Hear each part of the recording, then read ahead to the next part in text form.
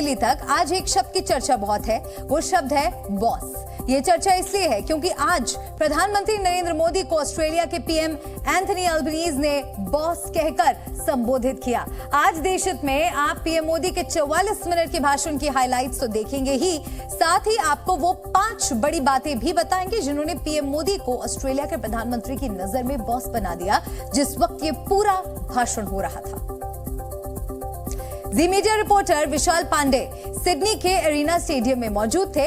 वो आपको बताएंगे पीएम के भाषण के दौरान कैसा माहौल था और उसके बाद लोगों की प्रतिक्रिया क्या थी। लेकिन पहले आपको रिपोर्ट दिखाते हैं, उसके बाद हम चलेंगे विशाल के पास।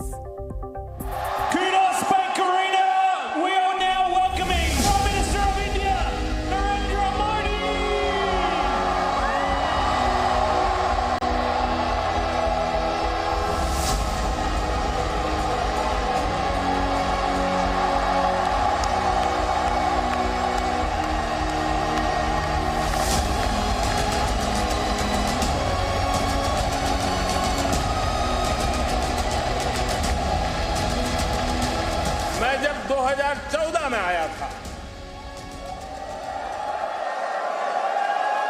तो आपसे एक वादा किया था। वादा ये था कि आपको फिर भारत के किसी प्रधानमंत्री का 28 साल तक इंतजार नहीं करना पड़ेगा।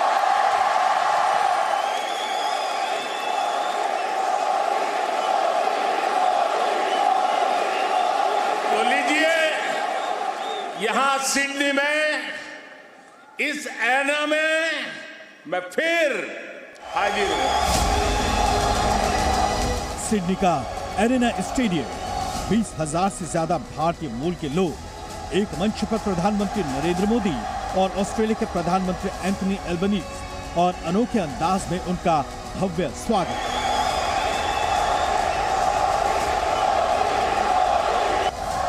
सिर्फ 44 मिनट में पीएम मोदी ने दुनिया को बता दिया कि हिंदुस्तान में दुनिया का बॉस बनने की काबिलियत क्यों है। Prime minister Modi is the boss.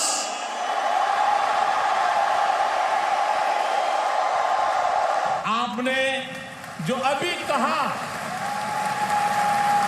वो दिखाता है कि ऑस्ट्रेलिया के मन में भारत के प्रति कितना प्रेम है। अपने भाषण के दौरान ऑस्ट्रेलिया के पीएम ने प्रधानमंत्री नरेंद्र मोदी को यूं ही बॉस कहकर संबोधित नहीं किया था। इसकी कई बड़ी वजहें भी थी। पहली वजह है पीएम मोदी मौजूदा दौर में शायद दुनिया के पहले ऐसे ग्लोबल लीडर हैं जिन्हें सुनने के लिए विदेशों में भारी भीड़ जुटती है। भारत ऑस्ट्रेलिया के संबंधों को 3C डिफाइन करते हैं, ऐसा पहले कहा जाता था। ये कौन से 3C हैं? कॉमनवेल्थ, क्रिकेट और करी।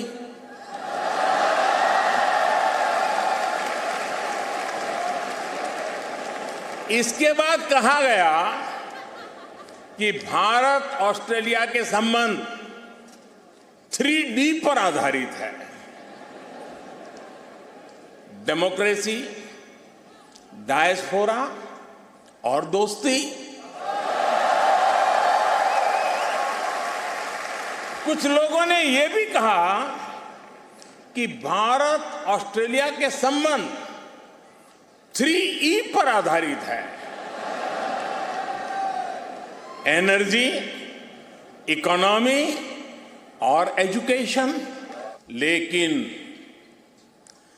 भारत और ऑस्ट्रेलिया के ऐतिहासिक संबंधों का विस्तार इससे कहीं ज्यादा बड़ा है।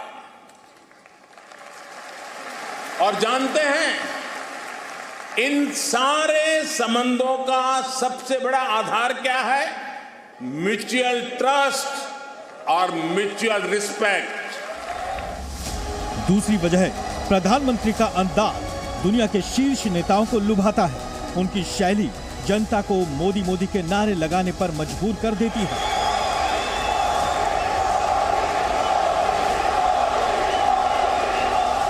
हमारे बीच भौगोलिक दूरी जरूर है, लेकिन हिंद महासागर हमें आपस में जोड़ता है।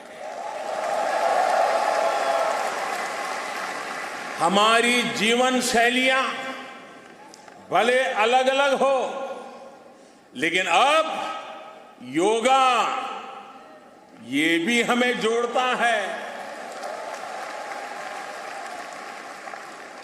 क्रिकेट से तो हम ना जाने कब से जुड़े हुए हैं, लेकिन अब टेनिस और फिल्में भी हमें जोड़ रही है। हमारे यहां खाना बनाने का तरीका भले अलग अलग है, लेकिन अब मास्टर शेफ हमें जोड़ता है।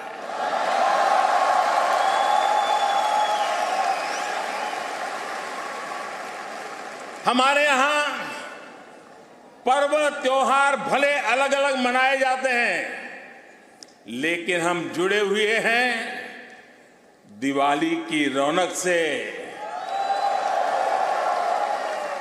बैसाखी के जश्न से। तीसरी वजह, वो जहां बोलते हैं वहां की बात करते हैं, वो जिसके लिए बोलते हैं उसकी बात करते हैं। ऑस्ट्रेलिया के सिडनी में अपनों के बीच जब पीएम मोदी बोले तो लगा जैसे सिडनी और जयपुर के बीच की दूरी मिट गई हो। चटका की चाट,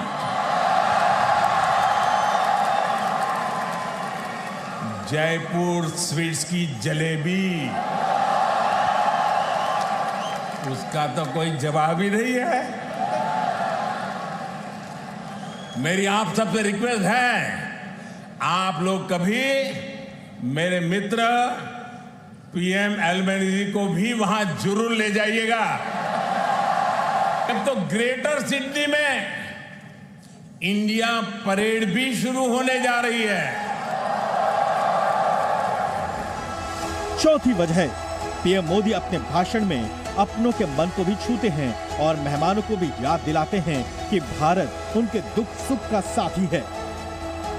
अच्छा दोस्त तो सुख का तो साथी होता है, दुख का भी साथी होता है।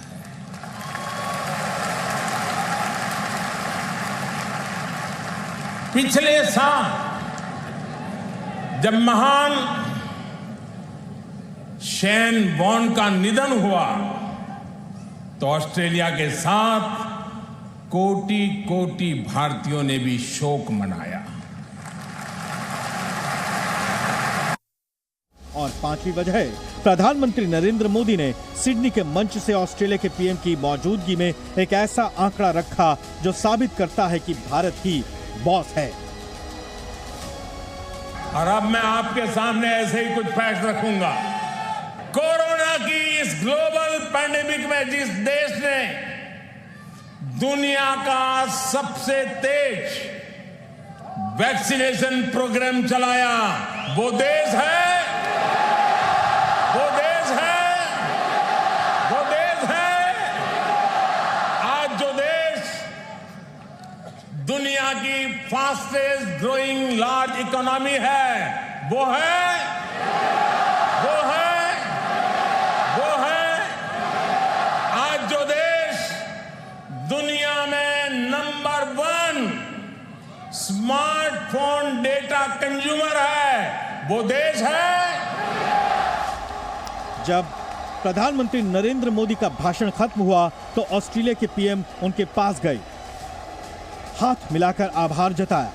उसके बाद पीएम मोदी उन्हें साथ लेकर मंच की सीढ़ी से उतरे और स्टेडियम में चारों ओर बैठे लोगों का शुक्रिया अदा करने के लिए निकल पड़े। ऑस्ट्रेलिया के पीएम ये नजारा इतनी नजदीक से शायद पहली बार देख रहे थे। इसी भीड़ से कोई उनका वीडियो बना रहा था, कोई हाथ मिला रहा था, कोई भारत माता की जय के नारे लगा रहा था। इस दौरान ऑस्ट्रेलिया के पीएम ने मोबाइल से पीएम मोदी के साथ सेल्फी ली। दोनों नेताओं ने एक बार फिर हाथ ऊपर उठाकर अभिवादन किया और सिडनी में मोदी का मेगा शो खत्म हो गया। सिडनी से विशाल पांडे के साथ ब्यूरो रिपोर्ट, जी मीडिया। सिडनी में 20,000 से ज्यादा भारतीयों के बीच प्रधानमंत्री नरेंद्र मोदी ने उनके लिए एक तोहफे का ऐलान भी किया। आज जब मैं आपके बीच आया हूं तो एक घोषणा भी करने जा रहा हूं।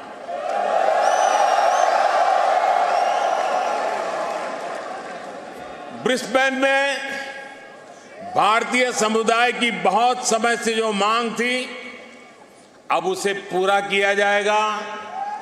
जल्द ही ब्रिस्बेन में भारत का एक नया कॉन्सुलेट खोला जाएगा।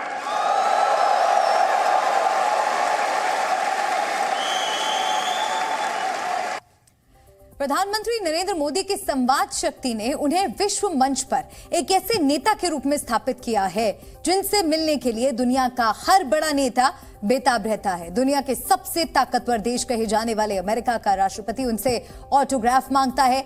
इसी हफ्ते जापान के हिरोशिमा में यूएस प्रेसिडेंट जो बाइडेन ने पीएम मोदी से उनका ऑटोग्राफ लेने की इच्छा जताई थी और सिडनी में ऑस्ट्रेलिया के पीएम एंथनी अल्बनीजी ने पीएम मोदी के साथ सेल्फी ली।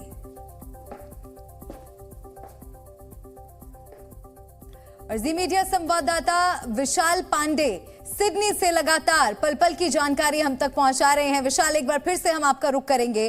जो तस्वीरें हमने आपके माध्यम से देखी, आपने वो सब कुछ अपनी आंखों से देखा, समझाइए वहां पर पीएम मोदी के जाने की क्या मायने रहे और भारतीय समुदाय के लोग जो उन्हें सुनने के लिए इतने इच्छुक थे, इतने बेसब्र नजर आ रहे थे, उनकी क्या प्रतिक्रियाएं आपने देखी? देखिए, बिल्कुल यहाँ पर प्रधानमंत्री नरेंद्र मोदी ने भारतीय मूल के नागरिकों को संबोधित किया। इससे पहले पीएम मोदी 2014 में आए थे और लगभग 9 साल के दरमियान ये उनका दूसरा ऑस्ट्रेलिया दौरा था। और खास बात ये रही कि पीएम मोदी के इंतजार में भारतीय मूल के लोग सुबह से ही लगातार मौजूद थे ओलंपिक पार्क में, जहाँ ये कार्यक्रम होना था। और जब तक पीएम मोदी पहुंच नहीं गए तब तक वो अपनी जगह से हटे नहीं। तो ये दिखाता है कि किस तरह से जो भारतीय मूल के लोग यहाँ पर रह रहे हैं उनके अंदर पीएम मोदी को लेकर एक अलग ही क्रेज दिखाई दे रहा था। साथ ही प्रधानमंत्री नरेंद्र मोदी ने ऑस्ट्रेलिया के साथ भारत के रिश्तों को एक नया आयाम देने का प्रयास किया है। ऑस्ट्रेलिया के प्रधानमंत्री ने पीएम मोदी के साथ मंच साझा किया। इससे यह संदेश गया है कि भारत और ऑस्ट्रेलिया की दोस्ती एक नए मोड़ पर पहुंची है, एक नई शुरुआत की तरफ पहुंची है। और जिस तरह से ऑस्ट्रेलिया के प्रधानमंत्री ने पीएम मोदी को बॉस बताया, इससे यह साबित होता है कि भारत की शक्ति किस तरह से और ज्यादा बढ़ती जा रही है। जैसा कि अभी आपने थोड़ी देर पहले जिक्र किया था, जापान में अमेरिका के प्रेसिडेंट ऑटोग्राफ मांग रहे थे प्रधानमंत्री मोदी से। ऑस्ट्रेलिया के प्रधानमंत्री कह रहे थे कि जगह कम पड़ जा रही है ओलंपिक पार्क में। और आज हमने वो देखा कि किस तरह से स्टेडियम में भीड़ थी। और सबसे बड़ी बात यह कि लोग वहां पर प्रधानमंत्री नरेंद्र मोदी के भाषण को बहुत अच्छी तरह से सुन रहे थे। पीएम मोदी ने कहा था, लोगों से अपील की थी कि अब अगर आप दोबारा वापस भारत जाइए तो यहां से ऑस्ट्रेलिया के अपने मित्रों को, उनके परिवार के लोगों को लेकर जाइए ताकि वो भारत की संस्कृति और सभ्यता को समझ सके। और लोगों ने इसका अनुसरण करते हुए हमें दिखाई पड़े। लोगों ने कहा कि वो अब यहां से जाएंगे। कुल मिलाकर आप कह सकते हैं अब कल प्रधानमंत्री नरेंद्र मोदी की ऑस्ट्रेलिया के प्रधानमंत्री के साथ द्विपक्षीय मुलाकात होगी, जिसमें भारत और ऑस्ट्रेलिया के बीच कई जो ऐसे मुद्दे हैं उन पर चर्चा की जाएगी। जी बिल्कुल, और नजर बनाए रखिएगा विशाल, हम आपके पास आएंगे और जानकारी के लिए।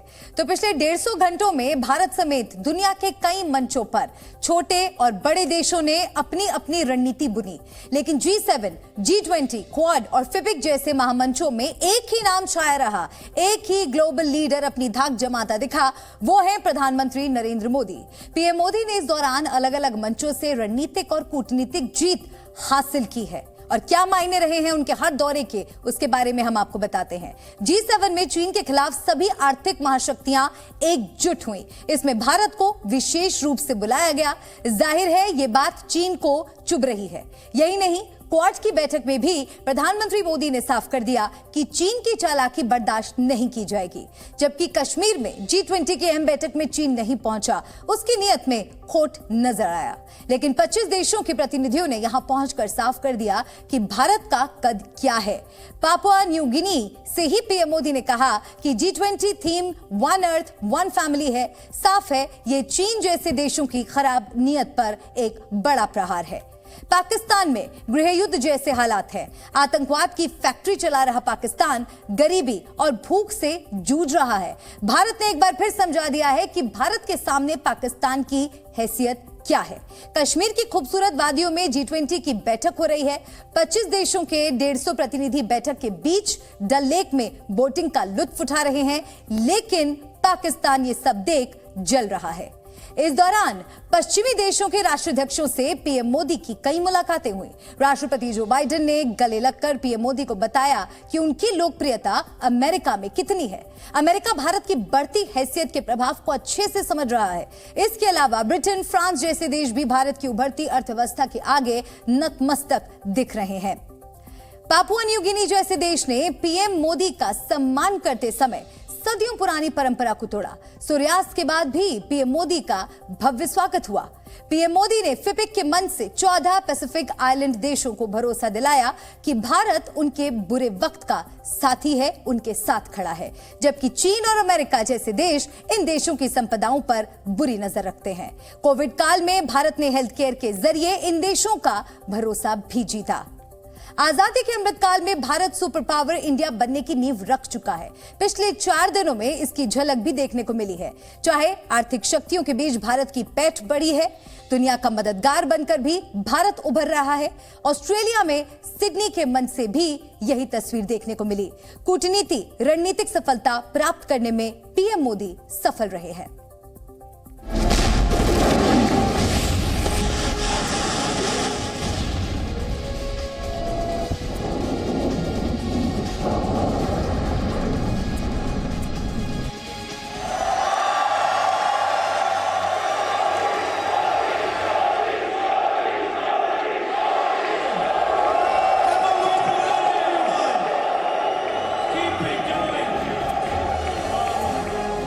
सिडनी से विश्व गुरु का आगाज।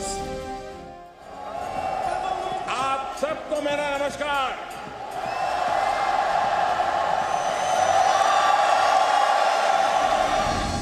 महासागरों में भारत का कड़ा पहरा।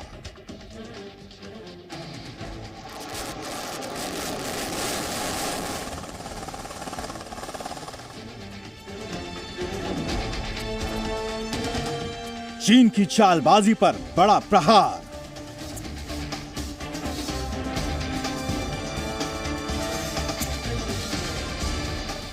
जैसे जैसे चीन भारत के खिलाफ चालबाजियां कर रहा है, वैसे वैसे पीएम मोदी भी चीन की चालबाजी का हर तोड़ निकालने में कामयाब हो रहे हैं। सिडनी के मंच से पीएम मोदी ने ऑस्ट्रेलिया के साथ मिलकर चीन को साफ संदेश दिया है। तो ऑस्ट्रेलियन अखबार को दिए एक इंटरव्यू में भी पीएम मोदी ने साफ कहा कि हम एक खुला और मुक्त हिंद प्रशांत सुनिश्चित करने में सहायता के लिए रक्षा और सुरक्षा संबंधों सहित ऑस्ट्रेलिया के साथ रिश्तों को अगले स्तर पर ले जाना चाहते हैं।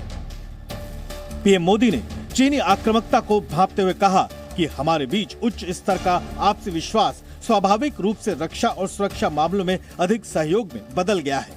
हमारी सेनाएं संयुक्त नौसैनिक अभ्यास में भाग ले रही हैं।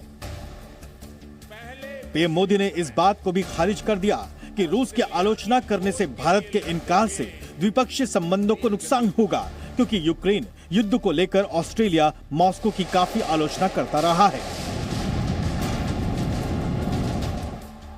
दूसरी ओर हाल ही में ऑस्ट्रेलियाई अखबारों में प्रकाशित रिपोर्ट में कहा गया था कि चीन से युद्ध के लिए ऑस्ट्रेलिया को तैयार रहना चाहिए।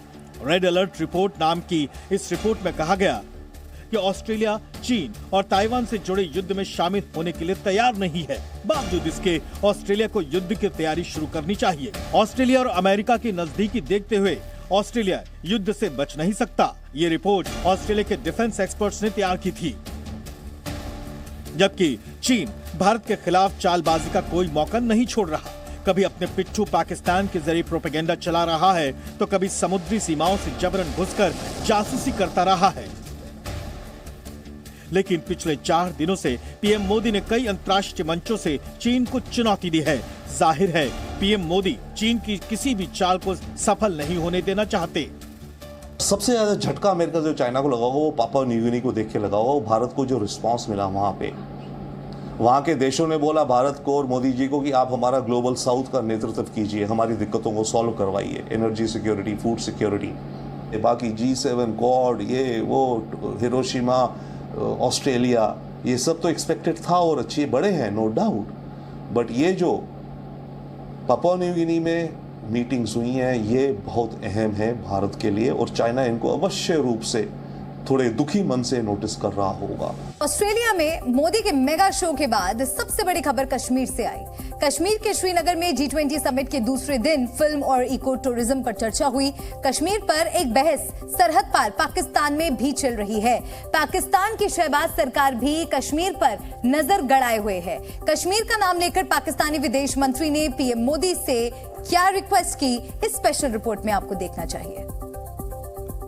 जहाँ तक इनका ये फैसला है कि ये इवेंट इधर रखने से शायद वो इस किस्म का पैगाम भेज सकेंगे कि नॉर्मल सी वापस आया है, उस पे तो मेरा ख्याल में वो अभी से तो कामयाब नहीं हुआ। भारत में G20 सिर्फ इसलिए हो रहे हैं कि वो तरक्की के सोच रहे हैं, तो फिर यहाँ का तरक्की पे क्यों एतराज़ करते हैं। कश्मीर में G20 की तस्वीर देख बिलावल भुट्टो सदमे में है। पीओके में दिन भर बैठकर पाकिस्तानी विदेश मंत्री ने जो एजेंडा तैयार किया वो श्रीनगर से आए बयान के सामने ताश के पत्तों की तरह ढह गया। कुछ साल पहले हम सोच भी नहीं सकते थे कि इस तरह का मीटिंग जम्मू एंड कश्मीर में, अंतर्राष्ट्रीय मीटिंग और एक महत्वपूर्ण मीटिंग जम्मू एंड कश्मीर और श्रीनगर में हो सकता है। श्रीनगर जम्मू एंड कश्मीर में जो कंडीशंस हैं, शांति के कंडीशन, सुरक्षा के कंडीशंस हैं, वो वर्ल्ड स्टैंडर्ड के हैं। यहाँ पे टूरिस्ट ना सिर्फ भारतीय टूरिस्ट पर विदेशी टूरिस्ट भी आ सकते हैं। जम्मू एंड कश्मीर घूमने लायक है, यहाँ के लोग तैयार हैं, यहाँ के लोग दे आर वेलकमिंग टूरिस्ट, और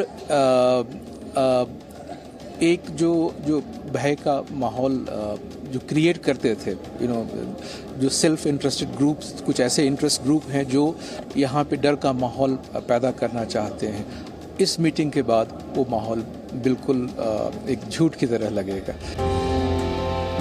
धरती की जन्नत में G20 समिट का दूसरा दिन और भी शानदार रहा। 25 देशों के 150 से ज्यादा डेलीगेट्स कश्मीर की खूबसूरत वादियों और डल झील में शिकारा का आनंद ले रहे हैं।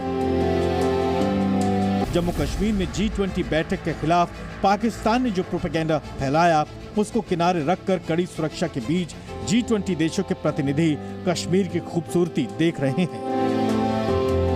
बिलावल भुट्टो पर डायरेक्ट सर्जिकल स्ट्राइक सीधे G20 की मीटिंग से हुई, जब जम्मू कश्मीर के LG ने बिना नाम लिए पाकिस्तान को टारगेट किया।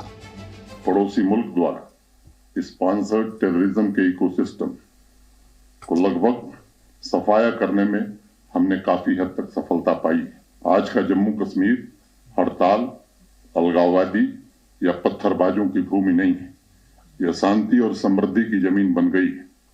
अब पूरे वर्ष स्कूल और कॉलेज खुले रहते हैं, हमारे नौजवान कैरियर पर पूरा ध्यान दे रहे हैं। कश्मीर दुनिया की सबसे खूबसूरत टूरिस्ट डेस्टिनेशन है। पाकिस्तान ने आतंकी भेजकर 30 सालों तक इसे ग्लोबल टूरिज्म डेस्टिनेशन नहीं बनने दिया। पाकिस्तान चाहता है कि कश्मीर में बवाल जारी रहे, पर G20 के जरिए उनके नापाक मंसूबों पर पानी फिर गया है। G20 के साथ कश्मीर में शांति की आहट है, तो ये देखकर बिलावल की बौखलाहट सामने आ गई है। इनका पॉलिसी नेबरहुड फर्स्ट है, तो हम उस नेबरहुड को कैसे आप चलाएंगे अगर चीन से और पाकिस्तान से आप इस किस्म के रवैये रखेंगे। कश्मीर से खालिद हुसैन के साथ ब्यूरो रिपोर्ट, जी मीडिया। और जी मीडिया संवाददाता शिवांगी ठाकुर और खालिद हुसैन मेरे साथ अब लाइव जुड़ रहे हैं, सीधा आपको उनके पास लिए चलते हैं। शिवांगी, सबसे पहले आपके पास आते हुए, कश्मीर में 17 ताकतवर देशों का मेला लगा, पाकिस्तान अकेला रह गया और जाहिर तौर पर पाकिस्तान की जो बौखलाहट है वो अब साफ तौर पर नजर आ रही है। जी, साफ तौर पर मलिका, देखिए पिछले 2 दिनों से यहाँ पर G20 की बैठक चल रही है और जिस तरह से खलल डालने की कोशिश की गई थी उसके बावजूद भी कहीं ना कहीं हम कहें तो सफलतापूर्वक 2 दिन यहाँ बीत चुके हैं। और आज ही अब देखिए जब प्रेस कॉन्फ्रेंस हुई तो साफ तौर पर जम्मू कश्मीर के LG ने 2-2 की बात कह दी कि देखिए कोशिश बहुत की जा रही है, लेकिन तस्वीरें सबके सामने हैं, बौखलाहट जरूर है। हालांकि आपको बता दें कि गुलमर्ग को लेकर जो जानकारी सामने आ रही थी कि सुरक्षा कारणों से वहां पर डेलीगेशन नहीं गया, तो आज एलजी ने इस बात को साफ कर दिया और कहा कि समय की कमी और लॉजिस्टिक जो मदद है उसकी वजह से ये डेलीगेशन वहां नहीं गया, लेकिन उनको मैं आमंत्रित करता हूं कि भविष्य में अगर वो एक बार फिर यहां आए तो उनको गुलमर्ग ले जाया जाएगा। कुल मिलाकर दूसरा दिन भी काफी यहां सफलतापूर्वक रहा, कल एक दिन और यहां पर है। और सबसे बड़ी बात कि जिस तरह की फिल्म टूरिज्म को लेकर यहां पर बैठक हुई और आने वाले दिनों में ये देखना वाकई दिलचस्प होगा कि फिल्म मेकर जो है वो यहाँ फिल्म बनाने पहुंचेंगे तो कैसे धीरे धीरे कश्मीर की तस्वीर और भी ज्यादा बदलती हुई नजर आएंगी। मलिका, खालिद, आपसे भी हम जानना चाहेंगे, नए और बदले हुए कश्मीर की तस्वीर आपकी नजर से देखना और समझना चाहेंगे। G20 कितना सफल जा रहा है वहां पर? बिल्कुल, मैं आपको बता दूं, इसी बात से इस बात का अंदाजा लगाया जा सकता है कि एक साल में 1,88,00,000 पर्यटक जम्मू कश्मीर का दौरा कर चुके हैं। और अगर हम कश्मीर की केवल बात करें तो पिलग्रिम टूरिज्म को छोड़कर करीबन 25 लाख टूरिस्ट जो है अब तक कश्मीर का दौरा कर चुके हैं पिछले एक साल में। और इस बार जो टारगेट रखा गया है वो करीबन 2 करोड़ का रखा गया है। तो इस बात से अंदाज़ा लगाया जा सकता है कि किस कदर जो बदलाव है यहाँ पर पर्यटन को देखकर लग रहा है। और अब जब ये G20 की बैठक हुई है और इस बार जिस तरह के एलजी ने अभी प्रेस कॉन्फ्रेंस में कहा कि बहुत जल्द जो जम्मू कश्मीर है वो वर्ल्ड की 50 डेस्टिनेशन में से गिना जाएगा। यानी कोशिश लगातार ये रहेगी कि लगातार यहाँ का पर्यटन जो है उसको बूस्ट मिले, न सिर्फ राष्ट्रीय स्तर पर बल्कि अंतर्राष्ट्रीय स्तर पर भी। और इस बैठक के बाद उम्मीद ये जगी है कि आने वाले समय में जो फॉरेन टूरिस्ट का फुटफॉल है वो बढ़ेगा। हालांकि पिछले वर्ष हमने देखा कि बहुत ज़्यादा विदेशी पर्यटक इस तरफ आए और अब हर सकारात्मक बदलाव आ रहा है जिसका लंबे वक्त से इंतजार था। शिवांगी और खालिद, आप दोनों का बहुत बहुत शुक्रिया जानकारी साझा करने के लिए। नजर बनाए रखिएगा, आगे भी आपका रुख करेंगे और जानकारी के लिए